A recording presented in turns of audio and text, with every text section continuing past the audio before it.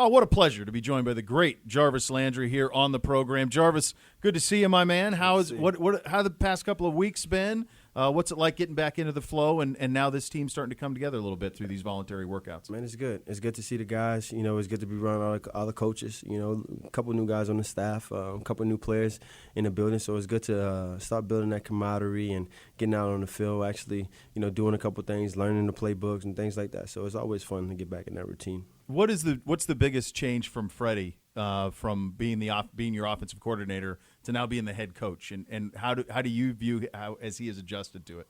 I think he's adjusted really well. You know, I come in here and I see the same guy every day. You know, and that's something that, you know, us as players, I know myself appreciates a lot, you know, about him and just his attitude and his approach, you know, toward this team and, you know, what it's going to take to win. One of the things that we think has been pretty cool from our perspective is the collaborative nature of this, of what we're seeing with offensively, and Freddie bringing in Todd to be the coordinator, and then Baker involved, and you're involved, and Odell's to be involved, and the way that this is all starting to come together a little bit. Are you seeing that manifest on the practice field? Yeah, I mean, it's coming together each and every day. I think the biggest thing for us is understanding that it is a process. You know, it's a couple of things that we have to relearn, you know, and there's also new things that we have to kind of pick up on. But I think this is the time to do it. This is the times to make those mistakes and learn the playbook and the scheme and things like that and go forward. I go back a year ago when you're traded here, and the team that you're traded to had won a game in 2 years. And now a year later, John Dorsey went to work, and this is pretty stacked roster. And we'll get to the draft in a second. But you've had some time to reflect on the fact that Odell's here. You see Olivier here, obviously. You see Sheldon. You see Kareem out there. You think from a talent acquisition standpoint, you know the game. I mean, have you seen? This is incredible what he's done. How do you put into words what John Dorsey and his team have done here? It's been amazing, man. I have a good relationship with John, and we talk through text, through phone calls all the time. And I've always, since day one, I told him since day one, man, it's just the things that you're doing and the way that you're putting in position, guys and this team and this organization to be one of the teams that's respected and be a contender, a true contender, obviously in the North, but in the entire league. It's something that, you can see coming to life. We started to see a little bit of it last year, and now you continue to just add more and more pieces.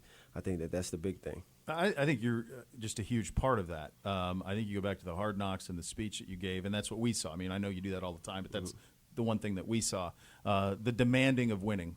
That we're not going to tolerate this. We're not going to tolerate it. And I think your leadership has been a very big part of that. Did you know upon trade that you were going to enforce your will as a leader on the organization?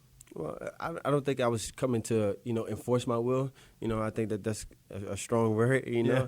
But I was just coming to just kind of let, the energy that I bring, just be passed off to everybody that's around me. Everybody that's, willing to learn from me. Everybody that's willing to know, my mindset, and I think during the Hard Knocks period, it was just my mindset. I was just overwhelmed about a couple of things and just traditionally how things were here.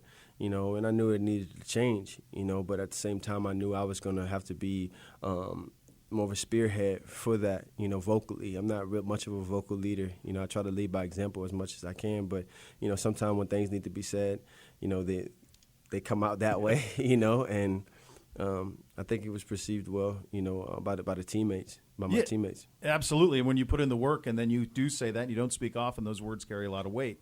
It's been a couple of weeks now since we had the press conference that we had here that was one of those things that it's hard to wrap your mind around it all happened. I can't imagine you knowing Odell as long as you have. We've all seen the incredible Nike spot that you guys did.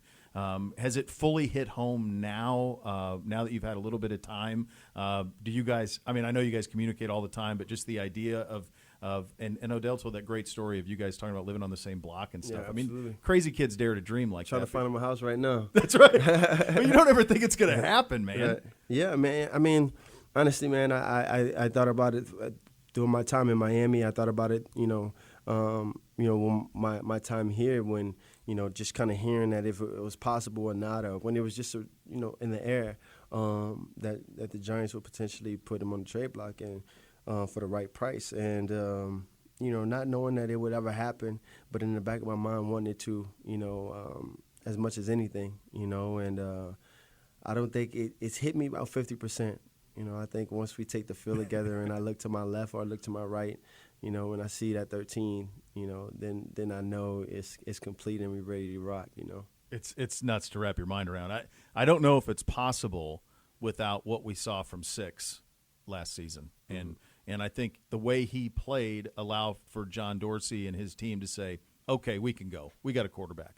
What do you see in this offseason from Baker as he gets ready to play his second season in the NFL? Just constant growth. You know, I think, you know, from a communication standpoint, he's continuing to step up, you know, and lead in that way, you know, helping guys learn. I think that's one of the biggest things. You know, he's a quarterback, so he gets a lot of the information first. He gets a lot of the information more in depth than, you know, other skill positions. So, you know, to have him being able to, you know, trickle that down and translate that through all the other guys, whether we're on the field or in the locker room or whatever it is something that, you know, really speaks volumes to a guy that's only going into his second year. Yeah, it certainly does. Another LSU gift comes this weekend with Greedy Williams, who Nathan and I were doing our mock drafts before we acquired Odell Beckham with the 17th pick and saying there's no way Greedy Williams gets to us at 17. Forget it. The kid's going in the top 10. All of a sudden, we get him in the second round. And, I mean, this is an all-SEC, all-American corner. Yeah. What do you know about him? What have you told him about what to expect here in Cleveland? Man, I know he's a tremendous talent, you know, and I know this team and the Cleveland Browns organization, you know, from top to bottom and the fans is going to embrace him as a whole, you know, and he's something that I think our team, it gives our teams another strength, another ability to be able to be a cover guy, and he has that toughness of playing in the SEC, so, you know, we won't ever question that, but, you know, we're going to compete each and every day. You know, just as we did with Nizel when he first got here, you know, just like we do every day. So, you know, he's going to have to earn his keep still. But at the same time, I mean, to have him on his team and have him on his roster is something that we're looking forward to. The thing that I've said, I think there's a lot of parallels in the time that I covered the SEC. There's a lot of parallels between the way this fan base is with the Browns and this city is with the Browns to the way that Baton Rouge is with LSU. Big towns, but the clock is set in Baton Rouge on Saturday night and here on Sundays.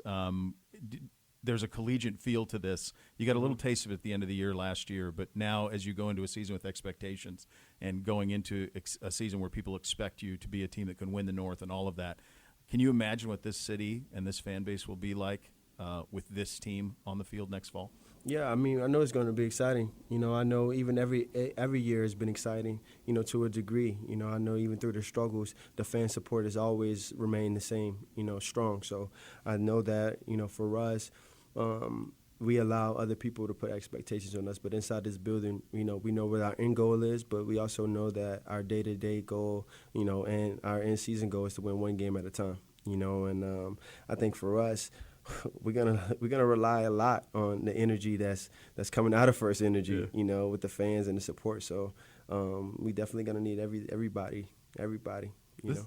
This is a miraculous time for you personally too. Second child, one of your best friends got traded to your team. This is a good month. It's a good month, man. Yeah. Can you put it into perspective, all these things that have happened to you? No, I can't, man. It's a blessing. You know, it's a blessing.